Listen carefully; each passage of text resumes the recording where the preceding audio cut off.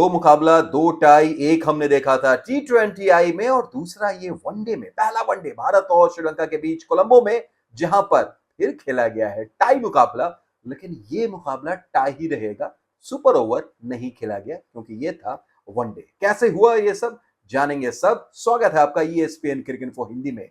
सबसे पहले बात उस खिलाड़ी की जिसने करीब करीब इस मैच को बना दिया था, शिवम दुबे। क्या लाजवाब पारी, उन्होंने बनाए 25 रन, लेकिन ऐसा लगा कि शायद दहलीज के उस पार भारतीय टीम को कर देंगे। स्कोर भी उन्होंने बराबर कर दिया चौका लगाने के बाद, पर एलबीडब्ल्यू आउट होते हैं। उसके बाद आते हैं अर्शदीप सिंह, 9 विकेट भारत की गिर चुकी थी।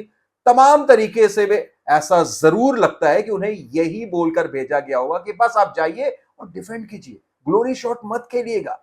लेकिन नंबर 11 के बल्लेबाज, भला उन्हें कौन समझा सकता है।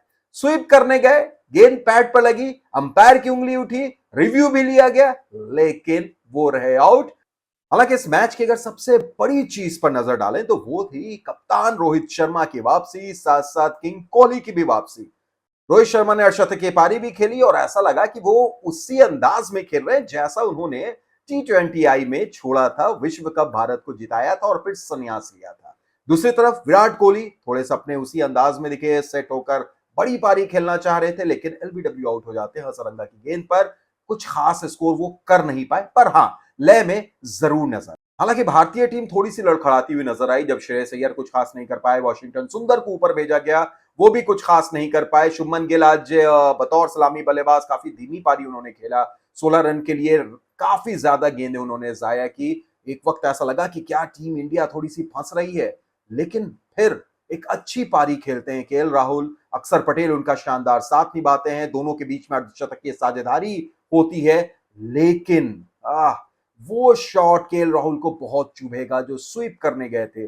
अगर वो उस स्थिति में स्वीप ना खेल के थोड़े से मैच को और देर तक ले जाते तो शायद टीम इंडिया ये मुकाबला टाई नहीं करेगी होती, बल्कि जीत गई होती। बात अगर अक्षर पटेल की करें यानी बापू की करें तो बापू का बोलबाला बैट में भी दिखा, बॉल में भी दिखा। जहां बल्ले से उन्होंने 33 रन बनाए, तो वहीं पर अगर गेंद की बात करें तो गेंद से भी उन्होंने 33 रन ही खर्च किए 10 ओवर में और 2 विकेट भी अपने नाम किए। इसके अलावा सारे ही भारतीय गेंदबाजों की तरफ अगर आप देखें तो एक कसी हुई गेंदबाजी नजर आई। भले ही किसी को 4-5 विकेट ना मिले हों, जिसके हम आदी हो गए, खासतौर से जब मोहम्मद सिराज खेलते हैं श्रीलंका के खिलाफ। इस मुकाबले में उन्होंने एक ही विकेट लिया, पर एक कसी हुई गेंदबाजी भारतीय टीम की तरफ से दिखी और यही वजह थी कि 233 रन ही बना पाई थी श्रीलंका।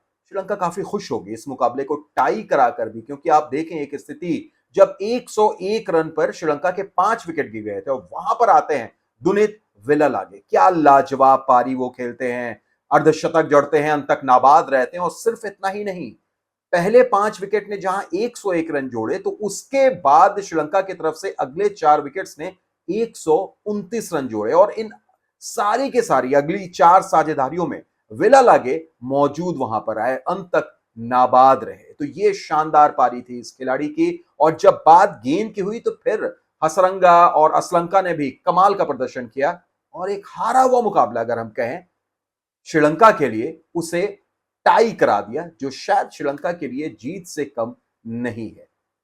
तो 3 मैचों की वनडे सीरीज का पहला मुकाबला टाई रहा है। अब दूसरा मुकाबला खेला जाएगा इसी मैदान पर 4 अगस्त को। फिर हम होंगे हाजिर, आप देखते रहिए ESPN क्रिकेट इन्फो